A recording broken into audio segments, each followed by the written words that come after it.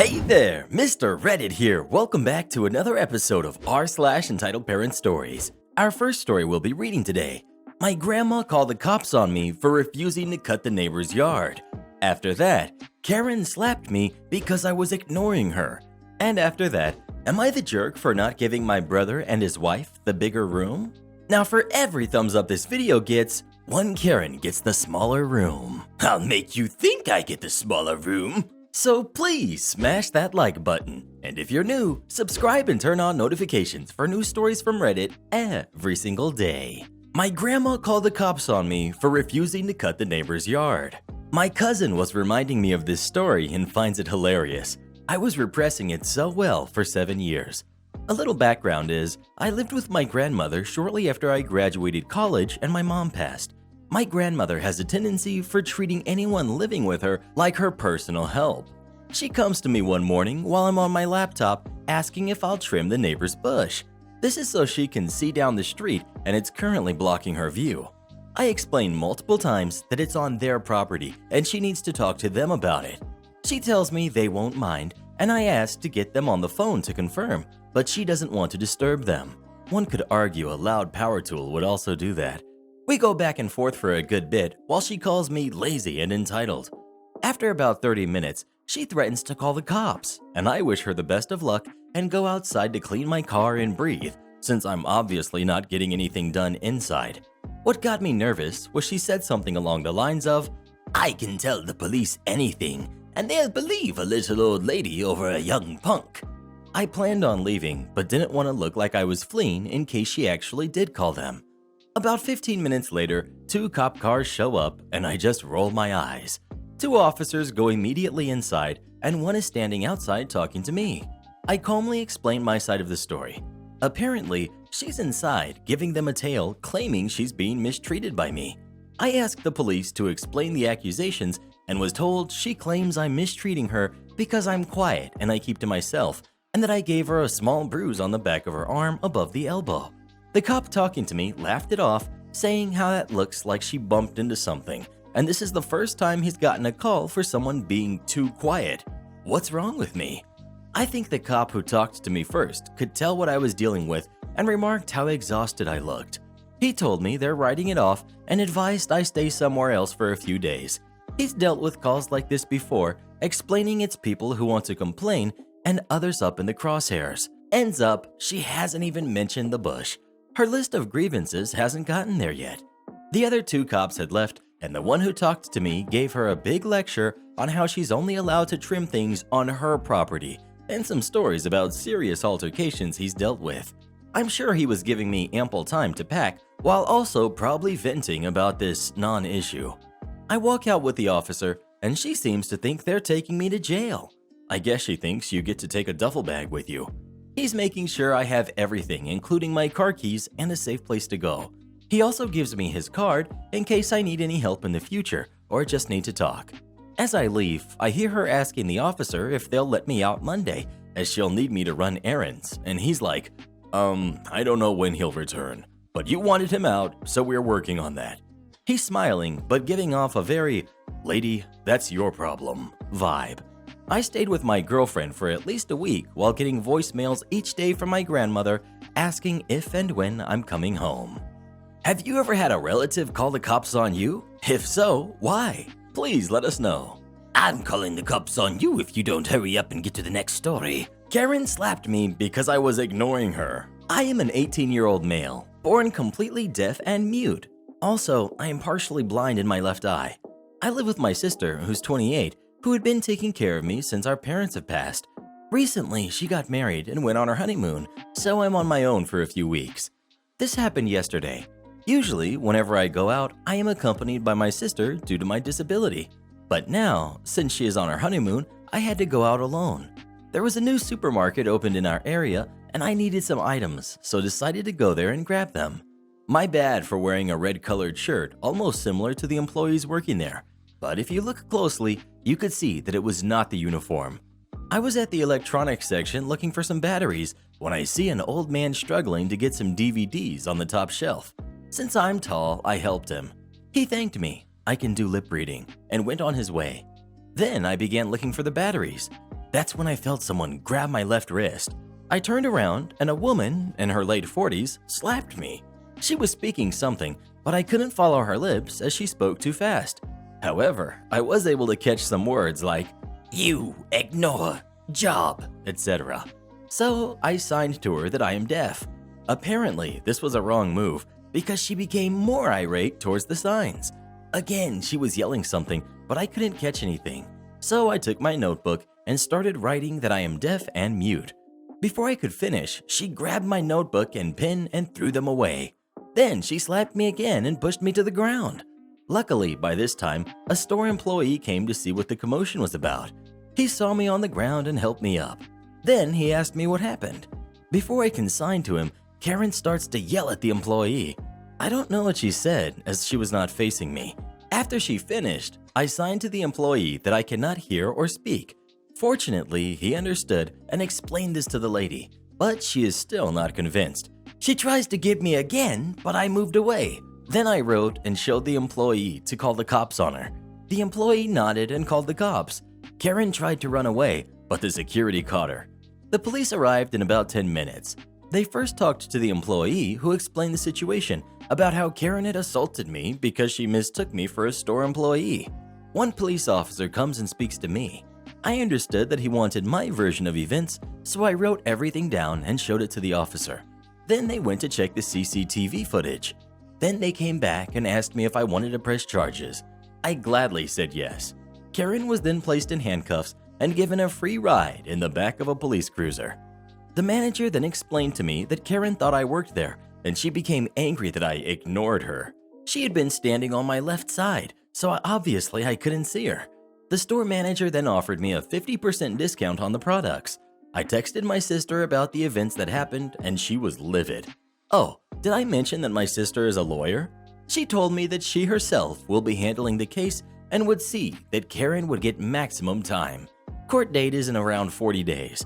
I will update about it after court. Edit.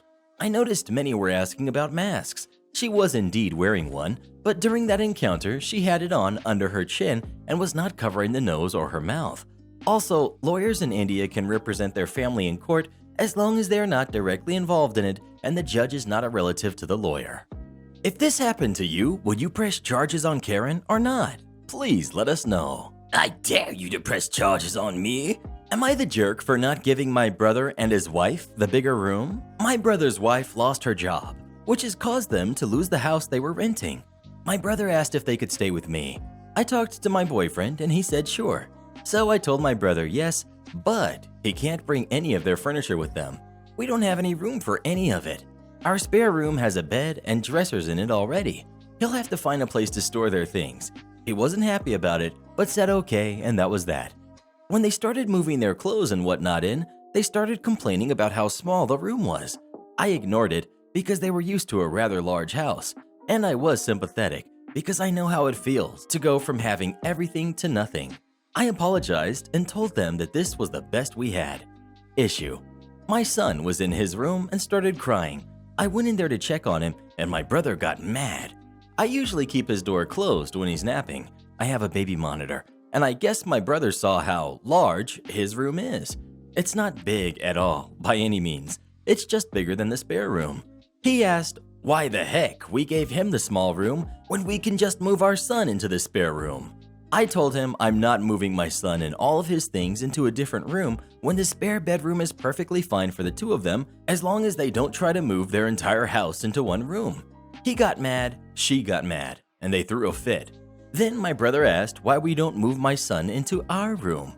I told them that my son's crib won't fit in our room, and again, I'm not moving him just to accommodate them.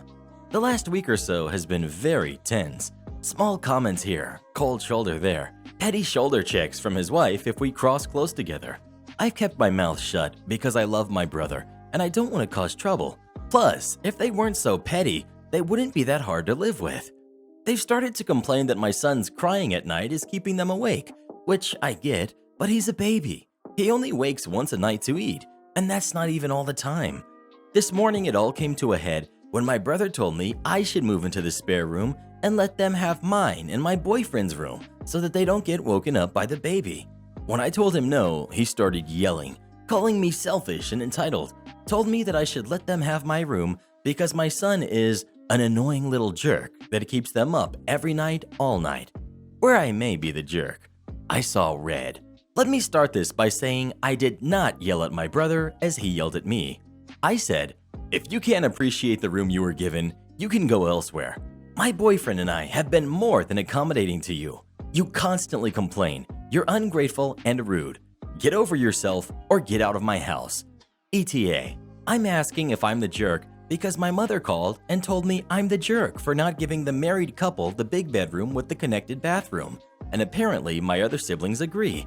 ETA 2, they do not pay rent. My boyfriend and I own our home and don't pay anything on it. They pay the difference on the electricity bill and buy some of their own groceries. I do the majority of the cooking and all the cleaning.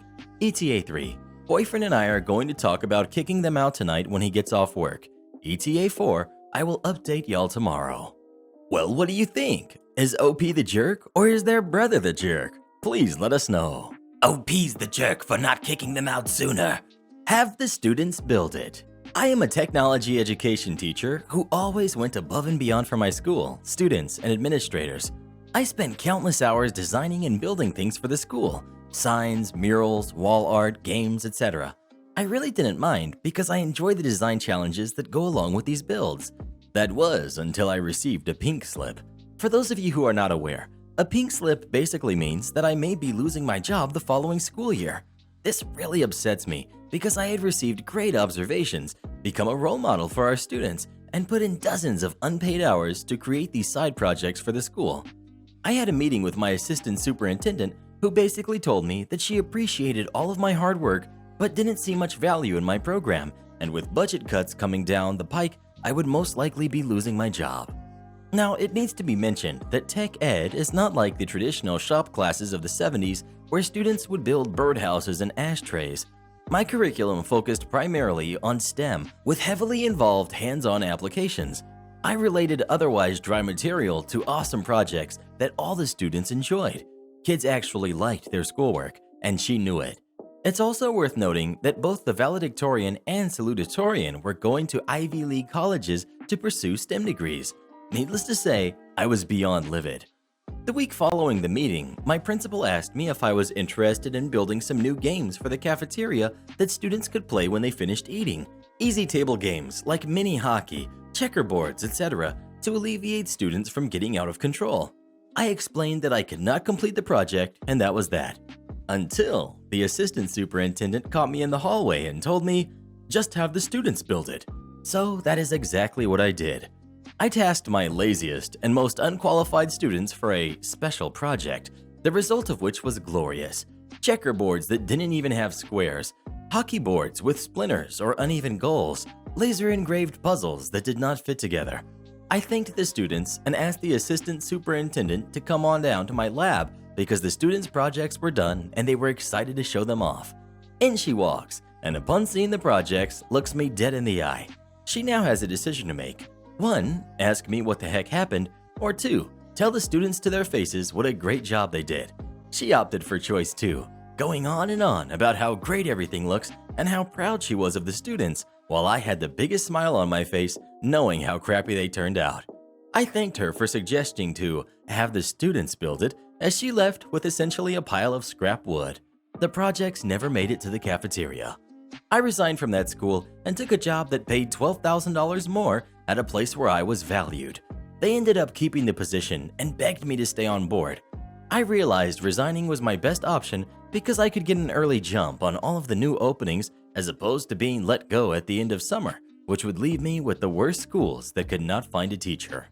Am I the jerk for telling my sister that just because she recently became a foster parent does not mean she's a supermom? Buckle up, ladies and gents. I'm probably the jerk, or at least I feel like a dumb jerk currently. So I'm 26, female, and I have a 7-year-old daughter. My sister, my twin, has chosen to never have her own kids and to be a foster mom. She was approved for this going on a month and a half ago, and as of 3.5 weeks later, she was chosen to foster a 10-year-old sweetheart of a boy. She has only had him for around 2 weeks. I have always been supportive of this decision. Now my issue is that since she has had this boy in her care, she has become overbearing. Mommy mode kicked in full force. which is great, but she is now overstepping everyone else with their own kids. For instance, she recently read a book that stated kids ages 10 and under should have no more than 30 minutes of screen time a day, as it stunts mental growth. So now, every time she's over, she will flip off my TV, which I use for music, as my daughter doesn't really watch TV. Or she read somewhere that if you even so much as speak loudly, even while laughing, it triggers kids' minds and upsets them. So now, whenever she is at any of our homes, she instantly slaps her hands over our mouths if we are too loud because she doesn't want to upset the boy. The final straw was her coming over yesterday and saying she needed to talk to my daughter alone. When my daughter came back in, she was crying. I asked her what was going on, and she said, "Auntie told me I'm not being nice because I wouldn't let Christopher play with my special doll, and that I made him upset because he doesn't have anything special, so I need to share. She said I need to let Christopher play with it." Her special doll is kept on her shelf and not even played with by her, as her deceased grandfather gave it to her. It's a collectible. My sister was sitting there with a smile on her face and said, "See? All taken care of," and then proceeded to walk to my daughter's room to grab the doll. I lost it. I told her to leave, and just because she has been a mom for 2 weeks does not make her a super mom, and that her actions are making it harder to deal with her.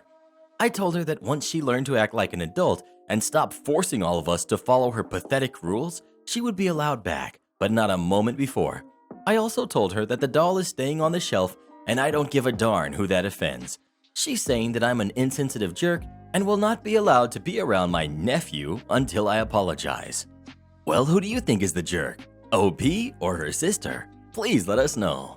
I think her sister needs to stop reading all those books and give her a good manga instead. Man gets his car crushed by not paying his repair bill. Not my story, but my father's. Took place in the early 2000s. He's a master mechanic who can literally work on any car, foreign or domestic. He's teaching me right now, and it's an honor to learn from him. He's always run his own independent repair shop almost as long as I can remember, and he told me this story recently, and it just seems perfect for this sub. So this guy comes in with a pretty nice Chrysler convertible to get his transmission fixed. He had to remove the transmission, disassemble, and rebuild it. Pretty long process, but it's no problem. After a day's work, he calls the customer up and says his car is ready and reminds him of the agreed price of about $1,200. The guy said he could only pay $600 then, and he'd have to get back to him on the rest. Now, this isn't out of the ordinary. Where we live, most people aren't exactly wealthy, and my dad's a nice guy. He single-handedly supported 4 kids and a wife, so we weren't exactly rich. It's not uncommon for people to pay in installments. He doesn't charge interest or fees or anything, just tries to do what's right. The guy pays half his bill, and with the promise of paying the remaining amount in a few weeks, he leaves with his car. About 2 months pass, however, and the guy hasn't paid. Hasn't even contacted my dad about any issues or to say something like he lost his job or something. So my dad calls him up and asks when he thinks he'll be able to pay the rest of his bill. And I kid you not, this is how the conversation went. Dad: "Hi, I was wondering when you'll be able to pay the rest of your bill." Guy: "Oh, yeah, about that. I'm not paying it." Dad, surprised: "What? Is something wrong with the car? If something went wrong, I'll take care of it." Guy: No, the car runs great. I'm just not gonna pay you." Dad: "What? Why?" "Well, I have the car now, so I don't see any reason to pay you." They went back and forth a bit before my dad realized it was pointless and decided to enact some sweet, sweet revenge. He calls up a local towing company and gives them the guy's address, license plate, and car description and tells them to tow the vehicle to the county recycling center. He then calls up the recycling center and says, "Hey, you're going to be getting a Chrysler convertible. Here's the license plate from this towing company. When it gets there, I want you guys to crush and recycle it." And so they do. Car was crushed and recycled. The next day, the guy shows up at my dad's business furious with the state patrol. My dad explains the entire story, and the cops tell the guy that technically the vehicle was moved, not stolen. The recycling center received recyclable goods and not stolen property, and now the car no longer exists as it's been recycled, and thus was not a criminal matter but a civil one. So the guy sues my dad, and once again, my dad explains the entire story, and amazingly, the judge says the same thing as the troopers and dismissed it. It sounds almost unbelievable because it just seems so illegal, but if a judge rules in his favor, it's gotta have some merit by a technicality or something. Granted, this was maybe 15 years ago, so the laws could have changed since. But wow, this guy gets his car crushed simply because he chose not to pay the remaining repair bill and wanted to take advantage of someone's kindness. Am I the jerk for telling my boyfriend's sister in front of the entire family that I don't care about her opinion? She is 43 and I'm 29, female. I've been with my boyfriend for 2.5 years. I have a 3, almost 4-year-old daughter from a previous relationship. I only just met my boyfriend's sister this past year because my boyfriend and I both live out of state. Now, within the first week of moving back to this state is when I met her. My daughter obviously came with me, and she's not a fan of strangers at all. She clung to me the entire time and refused to be put down. This is the first encounter with this woman, and it really sets me off. Her one and only reaction to seeing my kid in obvious discomfort around strangers was to tell me I needed to put my kid down and let her scream because she needed to learn she wasn't going to get her own way.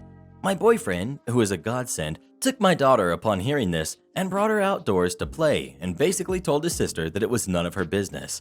For a while, she toned it down, though the comments did come often. There were more passive-aggressive comments that weren't spoken to me, such as, "Everyone babies their kids today," or, "When I was growing up, I was lucky to get any attention if I acted the way some of these kids act." Because of these comments, we do not go over there often, and I'm far from close with her. Fast forward to last weekend. She had a small birthday party for her niece. She tends to go all out during these events because she has no kids of her own and cannot have them. She invited over 20 people and we didn't know any of them, including my boyfriend, who collectively knew like 6 people. My daughter was super overwhelmed and again wouldn't let me set her down. My boyfriend's sister took this as a moment to call me out in front of everyone while having a conversation with her sister-in-law, my boyfriend's brother's wife, who is pregnant with their first kid. She said, "See, you need to nip that in the bud early on or you will have a Klingon and end up going to college with them." A lot of people laughed. My face was beet red. I was embarrassed, overwhelmed, and irate. My boyfriend immediately jumped to my defense and his sister put her hands up and said, "I'm just saying." This is when I responded with, "And we don't give a darn about your opinion on how I should and shouldn't raise my daughter." We then took leave. My boyfriend is now getting messages from people that were there, who have never heard how terrible his sister can be to me and my daughter, stating that I acted disrespectful and that I need to drop my attitude. That since I am now a part of this family, that I need to start taking people's opinions and applying them, and that calling her out in front of everyone was a jerk move. They also tried saying that the sister started crying in front of everyone after we left and said, "I feel so hurt and disrespected that I need to go have a moment by myself," and apparently went upstairs to her room for 20 plus minutes. Am I the jerk? Well, who do you think is the jerk? OP or her sister-in-law? Please let us know. Am I the jerk for not sharing my kids' college funds with my sister's kids? Me, 36, female, and my twin sister Amanda, 36, female, were the stereotypical daddy's girls. We were very attached to our dad, who was a super dad, the most present dad possible without being controlling or annoying. Dad's family came from old money. He is filthy rich, close to billions. Growing up, he spoiled me, Amanda, and my 2 other brothers a lot. We come from a very privileged family. One thing about Dad is that he really loves weddings. He's a bit of a romantic and very traditional in that sense, and growing up, we always remember him saying that he couldn't wait for the day to walk his little princesses down the aisle. It was a pretty huge thing for him. When my older brother, 41, got married, on his 1-year anniversary in 2011, Dad gave him a house as a wedding anniversary gift. It was a pretty huge and expensive house, close to $3 million, and started a tradition in our family. My younger brothers got the same thing. When I got married in 2018, my dad was really thrilled about the whole thing, and he gave me a blank check for the ceremony. My brothers got the same deal, and it was beautiful. He walked me down the aisle and was really emotional about it. One of the few times I saw him cry. I received a house in my first wedding anniversary. When Amy got engaged, Dad was really excited too. 1 week before the wedding, Amy drops the bomb. She was going to walk down the aisle alone. Dad was really sad with this whole thing, but she said that she wasn't anyone's property to be given away, that she was independent and a grown woman. True, she is more independent than I will ever be. That this was an inappropriate tradition that she wouldn't want to participate in. Despite Dad begging her, she didn't kneel. Dad paid for the whole wedding. She offered him the traditional father-daughter dance, but he refused. His logic was that, if you don't want me to act like your father in a traditional way, I won't. Skip to 1 year after the wedding. Dad didn't give Amy anything. When she confronted him about it, he gave her a receipt for a donation of $3 million to the National Women's Law Center. Amy is a lawyer, in her name, and she tried to argue but couldn't really say anything. When my and my other brother's kids were born, Dad started a college fund for each one of them. It's supposed to achieve $2 million when they reach 18. Last week, Amy discovered about the funds and asked Dad about it. She has 3 kids, one who's 7, one who's 5, and one who's 2. Apparently, Dad has been giving the money that was supposed to go to her daughters to the NWLC to help other independent grown women like her. Amy is furious at our dad, and they currently are not speaking right now. She asked us, me and our other brothers, to share our kids' college funds with her kids because Dad is a mean jerk and is punishing her kids. We refused because it's not like our kids are getting the money that was supposed to go to her kids. She's giving us the silent treatment since then. I'm having doubts right now, Reddit. Am I the jerk here? Well, what do you think? Should OP and her brothers share their kids' college funds with her sister or not? Please let us know. I wish I could have had a dad like that. You're too old to play video games, you creep. So I recently went to Walmart. I don't generally go to Walmart because I don't like the atmosphere, but been stuck at home for a while and needed to get some social interaction and wanted to grab some stuff to work on the outside area. Just some plants and soil and whatnot. While walking through Walmart, I decided I would look at the video game section. I was looking at the Nintendo section when I noticed that they have one new Nintendo 2DS XL left. Not only is this the last one, it's the last Nintendo console they have. I was blown away.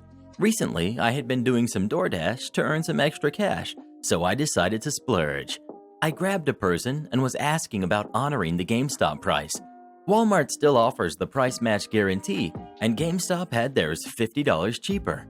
The person agrees and says he needs to go find someone with keys to open the case.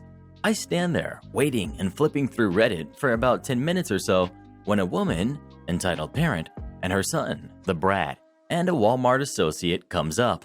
I look up, nod my head, and look back at my phone. Out of the blue, I hear the kid shout, "That one, right there!" The shouting had startled me, so I looked up to see the Walmart associate getting ready to unlock the case. I then stop him and say, "Excuse me, I've been here for about 10 minutes waiting for someone to unlock the case to grab that item." Keep in mind that the only item in the case is the Nintendo DS. Entitled parent, "Well, sorry, but we beat you to it. Better luck next time. Maybe you should grow up instead of wasting your time on stuff made for kids." I kid you not, those were her words. No exaggeration. I was immediately furious, and it takes a lot to push me over the edge. How could you talk to a total stranger like that? I wasn't rude in the slightest, just mentioned I had been waiting for someone already. Now I understand. Am I really such a jerk that I'm going to deprive a kid, maybe about 10, of the only DS they have? Well, yes, merely because I had been waiting and she was rude about it. Me.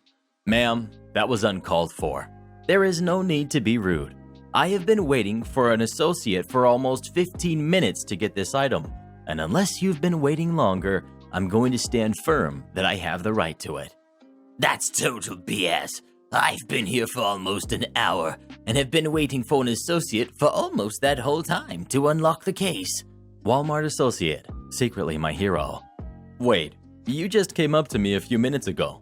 If this guy has been waiting longer, it's his discretion on what he wants to do. Entitled mom, I had asked someone before you, duh. Not a joke, she said duh. Where is the manager? This is ridiculous. I'm not going to tell my son, who has wanted this for over a year, he can't get one because some creep wants to play with toys. I would like to reiterate that few will believe this, but this story is true and there is very little to no exaggeration at all. This woman really was this crazy. Brad, Mom, tell him to get it. Tell him to get it. At this point, the kid keeps chanting this because the associate has stopped until the manager arrives. Wow, you are really going to make a child cry over your selfishness. You really are a piece of work, you know that? Do you know how sad it is to let a kid cry because you literally are taking a toy right out of his hand? Associate, Ma'am, please calm down. There is no need to be nasty. The manager will come and we will see who inquired first. This whole time, I kept completely quiet. Associate, the first one I had asked to open the case, comes up. We'll call him Associate 2. Associate 2. Sorry that took so long. I couldn't find a key. Is there a problem? At this point, the two associates are discussing the situation. I'm texting the insanity of this to my wife, and the kid is crying really loudly. Finally, the manager arrives. Manager goes and talks to associates for a few minutes, and entitled mom answers her phone. I know I'm taking too long. Some creep is trying to take the last toy, and the moron at Walmart is actually trying to let a grown man take a toy away from a kid. I know, what a joke. It's okay, the manager is here. Manager then signals for me to walk over away from the kid and the mother. Manager. So, based on what I know of the situation, you were here first. Now, that means it's up to you what you want to do. I understand this lady has been very rude, but I just wanted to talk with you for a second. I am keen to keep things calm over here, so what I can do for you is give you the original discount plus $20 off when the next round comes in if you're okay with waiting. Me. I'll admit I'm not stoked about it, but I appreciate your help. Manager. Thank you. This entire time, entitled parent went off on the associate, claiming that this was by far the most insane thing she's ever seen. Walmart supports creeps like me, and then calling the news and informing them that they let a creep buy all the toys. Manager. Okay, this gentleman has decided to wait for them to come back in stock if you want to take this one. Entitled parent. This is for real. Are you kidding me? This jerk kept me here for over 20 minutes. It was more like 10 tops. Just to finally agree to let my son have it? Forget him. Manager. I spoke with him and we came to an agreement on terms that worked best for everyone involved. Entitled mom. Wait, he was the person who caused all this BS? And you offered him free crap? That's BS. I was the one that was subject to sitting here while he played this stupid game. What are you going to do for me, for my time, and letting this make my son so upset? Manager. Ma'am, you are getting the item. I'm sorry that this took a second, but I had to get all of the information. That doesn't answer my question. You're letting this loser get all kinds of discounts for literally being a creep and a jerk and making my son cry. But I get nothing but what I deserve in the first place? God, this is insane. And Walmart Corporate will be hearing about this. At this point, I walked away and chuckled to myself. A week later, I got the call that they had another one in, and I went to pick it up. Wow. Just wow. Update. So a few of you had some questions about missing details. 1. I didn't change my mind as a favor to the manager. He was trying to work with me, and I didn't want to disrespect him. That lady I didn't care about much at all. 2. I understand that Walmart doesn't offer the price match guarantee any longer. I assumed that's why they had offered to price match it, but truth is I asked them and they honored it. Plain and simple. That is a minor insignificant part of the story, so not sure why so many people are offended by this. 3. We exchanged information, phone numbers, when we had our conversation. Didn't really see it necessary to add to the story. Please come watch this video next, you will love it. And join as a channel member today and we'll give you a special shout out on our next video. And to have us make any kind of video you'd like us to, just come visit us on Fiverr, link pinned in the comments below.